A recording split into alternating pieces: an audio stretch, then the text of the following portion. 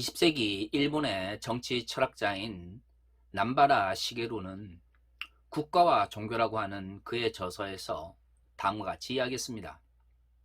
근대 사회의 등장 이후 개인으로서 인간은 타인과 자연을 바라보는 방식으로 초월자를 바라보기 시작했다고 말이죠. 많은 이들은 기독교의 신앙은 초월적이고 그리고 영적인 것을 추구하기 때문에 세상의 가치와는 아무런 상관관계가 없다라고 말을 합니다. 하지만 시게루의 말처럼 우리가 사람을 어떻게 바라보고 또한 자연을 어떻게 이해하느냐는 우리가 하나님을 바라보는 인식과 굉장히 밀접하게 연관되어 있습니다. 그 말은 우리가 타인을 왜곡된 시각에서 바라보고 자연을 잘못 바라본다면 하나님에 대해서도 잘못 이해할 수 있다는 것을 말해주는 것이죠. 그래서 그리스도인들은 끊임없이 우리 자신이 가지고 있는 편견과 선입견이 하나님을 바라봄에 있어서도 잘못된 방식으로 작동하고 있지 않은지 끊임없이 성찰하고 돌아봐야 됩니다. 그래서 회개가 필요한 것이고, 그래서 잘못에 대해서 돌이키는 삶이 중요한 것이죠. 사실 구원이라고 하는 것은 우리에게서 난 것이 아닙니다. 바울이 이야기하는 것처럼 끊임없는 하나님의 선물이고 또한 하나님의 은혜로 주어진 것이죠. 종교개혁 시대 이후로 구원론이라고 하는 것이 조직신학의 중요한 분과로 자리 잡았지만 아우구스티누스 때까지만 하더라도 하나님의 은총 안에 구원론이 포함되어 있었습니다. 그렇기 때문에 그리스도인들은 그 은총이 우리에게 주어졌다는 것에 감사하며 어떻게 하나님의 백성으로서 그리스도의 제자로서 살아가야 되는지를 고민해야 되는 사람입니다. 문제는 우리가 하나님을 잘못 이해할 때에 하나님에 대해서 왜곡할 수밖에 없다라는 것입니다. 내가 필요한 정치적인 것을 정당하기 위해서 하나님의 말씀을 사용하고 남용하는 사람들이 너무나 많이 있습니다. 내가 갖고 싶은 경제적 부를 정당하기 위해서 하나님의 말씀을 왜곡하는 사람들도 많이 있죠. 비교적 근본주의적 성향을 가졌거나 보수적인 신앙을 가진 사람들이 의외로 하나님의 말씀을 가지고 자신의 잘못을 정당화하는 경우가 많이 있습니다. 입술로는 언제나 하나님의 말씀을 이야기하고 하나님의 뜻을 이야기하지만 실질적인 삶 가운데서 그것이 나타나지 않는 것이죠. 바로 그럴 때 그들이 말하는 것이 무게를 잃어버리게 됩니다. 성경에서 말하는 신앙은 말과 삶이 일치되는 것을 이야기합니다. 마틴 루터가 쓴 많은 글에서도 그리스도인들은 믿음을 통하여 의롭다, 칭함을 받는다, 하나님의 은총으로 구원을 받는다라고 가르치지만 루터가 말하는 믿음이라고 하는 것은 단순히 입술로서 고백했다고 끝나는 것이 아닙니다. 그 고백이 그의 삶을 통하여 표현되는 것을 마틴 루터는 기독교적 믿음이라고 이야기를 한 것이고 그 믿음을 통하여 우리가 구원을 받는다라고 가르쳤습니다. 하지만 어느 순간부터 한국교회에서 믿음이라고 하는 것은 심리적이면서 내면적인 것으로 전락해 버렸습니다. 굳이 삶이 없어도, 굳이 내가 그렇게 실천하지 않아도 내가 내면적으로만 믿고 있으면 모든 것이 정당화되는 것이죠. 그런 식의 믿음은 하나님을 나의 필요한 방식으로 도구화하고 기독교 신앙을 나의 성공을 위한 도구로 전락시켜 버립니다. 앞에서 말씀드린 것처럼 근대사회의 등장 이후 개인으로서 인간은 이 자연과 사람들을 바라보는 그 시각을 가지고 하나님을 바라보며 이해하려고 합니다. 그렇기 때문에 사람과 자연에 대해서 잘못된 시각을 가지고 있는 사람들은 하나님에 대해서도 왜곡된 인식을 가질 수밖에 없는 것이죠. 앞에서 제가 언급한 것처럼 왜 국가에 대해서 왜곡된 인식을 가지고 있는 사람들은 하나님을 도구화할까요? 그렇습니다. 나의 잘못된 편견과 선입견이 하나님을 믿고 따름에 있어서도 동일하게 작동하기 때문입니다. 그래서 그리스도인들은 끊임없이 내가 사회를 바라보고 국가를 바라보며 정치를 바라보는 시각이 올바른지를 생각해 봐야 됩니다. 보수적이면서 근본적인 성향을 가진 사람일수록 더욱더 하나님을 도구화하거나 나의 잘못을 정당화하는 방식으로 하나님을 주술화하기 때문에 나를 성찰하지 않으면 어느 순간 믿음이란 이름으로 하나님을 믿는다라고 말하지만 결국엔 자기 자신이 하나님의 자리에 앉아 있는 경우가 많이 있습니다. 2000년 전에 소아시아 지역에 있었던 초대 공동체들은 어땠을까요? 사실 크게 다르지 않았습니다. 오늘 우리가 읽은 고린도전서 5장 1절에서 5절까지 말씀을 보면 바울이 고린도 교회에 음행이 있음을 지적하고 있습니다. 바울의 표현대로 말하면 이 음행은 너무나 죄악된 것이라 믿지 않는 사람들 가운데서도 발생하지 않는 것이다 라고 이야기를 합니다. 그런데 더 놀라운 것은 이렇게 잘못된 죄악을 저지르고도 고린도 교회가 그를 내어쫓지 않았다라는 것입니다. 당시로서는 말씀을 믿는다고 하는 것은 삶으로서 표현되어지는 것이고 가르침에 합당하지 못한 삶을 살 때에 그 믿음이 기독교적인 믿음이 아니다라고 생각을 했기 때문에 교회 공동체로부터 내어보내는 방식을 취했습니다. 믿지 않는 사람들 가운데서도 없는 음행을 저지른 사람, 그럼에도 그가 교회 공동체 가운데 있었다라고 하는 것은 고린도 교회에 있었던 사람들이 그의 죄악에 대해서 민감성을 가지고 있지 못했다라는 것을 의미합니다. 여기서 재밌는 것이 고린도 교회가 어떤 교회입니까? 우리가 여러 번 살펴본 것처럼 하나님의 은사가 충만한 교회였습니다. 유명한 선생들로부터 교육을 받은 사람들도 많았던 것으로 추정됩니다. 그런데 그 교회의 윤리적이면서 도덕적 상태는 어땠는가요? 믿지 않는 사람들도 저지르지 않는 잘못을 저질렀는데 그를 교회 공동체가 비판하고 내어쫓기보다는 그것이 죄악인지 모르는 상태에서 교회에 머물도록 둔 것입니다.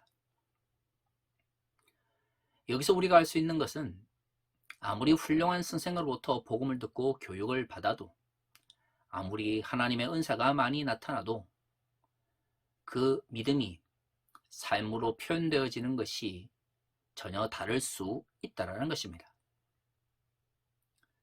고린도전서는 그것을 너무나 잘 보여줍니다. 하나님의 능력이 나타나는데 교회 내 갈등이 있고요. 물질적으로 풍요한 사람들이 많은데 그 물질적 풍요가 가난한 사람들을 업신여기는 도구로 사용됩니다. 더구나 믿지 않는 사람들도 행하지 않는 죄악들을 행하고 있었던 것이죠. 그런데 교회가 그것을 잘못됐다라고 생각하지 못하는 윤리적, 도덕적 의식을 가지고 있었습니다. 그래서 바울이 오늘의 본문을 통해서 고린도 교회 사람들을 질책하고 있는 것입니다. 사실 21세기 한국 교회를 볼 때마다 고린도 교회가 많이 겹쳐집니다. 아무리 많은 성도들을 모아둔 교회라 할지라도, 아무리 많은 교회를 가지고 있는 교단이라 할지라도 교회의 규모나 교단의 규모가 그 교회나 그 교단이 하나님의 말씀 앞에 바로 서 있다라는 것을 증거하지는 않습니다. 오히려 물량주의에 종속되고 번영신학에 종속되어 있는 교회와 교단일수록 외형적인 것과 형식적인 것에 더 집착을 할 뿐이죠.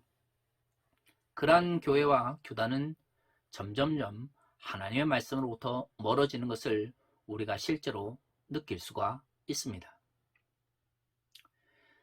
제가 속해 있는 예수교 장로의 합동측 교단도 마찬가지입니다. 제가 작년 12월부터 인천 새서망교회라고 하는 교회를 돕고 있습니다. 지난 4년 동안 교회 내에 구름인 성폭력이 발생해서 너무나 많은 피해자들이 나온 교회입니다. 그렇게 담임 목사의 아들이 목사로서 자신이 담당하고 있었던 학생들을 구름인 성폭력을 했음에도 불구하고 교회는 그것을 덮으려고 했습니다. 지금 2심에서 5년형을 받아 아들은 감옥에 가 있고요. 아버지는 이 문제를 공론화하려고 했던 중직자들을 내어 쫓음으로써 너무나 많은 성도들이 고통을 받았습니다. 너무나 피해 교인들과 피해자들의 삶이 안타까워서 제가 작년 12월부터 피해자들과 피해 교인들과 함께 예배드리면서 그분들을 돕고 있습니다. 그런데 아들의 성폭력 문제를 덮으려고 했던 아버지가 자신을 돕는 한 목사를 내세워서 저를 총회에다가 고소를 했습니다. 물론 목사이기 때문에 하나님의 일을 하거나 목사이기 때문에 그리스도의 제자가 된다라고 생각하지도 않습니다. 하지만 자신의 이권을 지키기 위해서 피해 교인들과 또 그 피해 교인들을 돕는 저를 고소한 모습 속에서 저는 분노를 느꼈습니다. 더 큰 문제는 그 교회가 저를 고소할 때에 총회법을 가지고 고소를 했는데요. 그 총회법을 적용받으려면 그 교회가 총회에 소속되어 있어야 됩니다.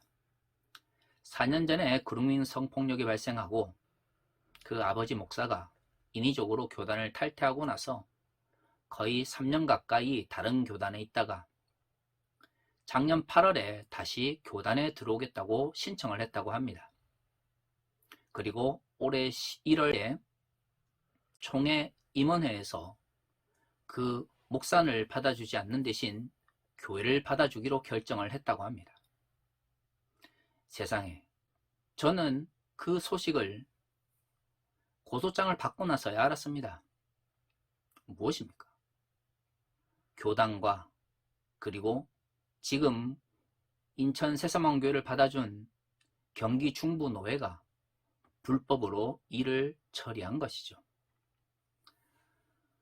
불법을 저지른 자들이 자신들이 불법을 저질러서 만들어낸 현실을 가지고 제가 총회법을 어기고 있다라고 하면서 고소를 한 것입니다.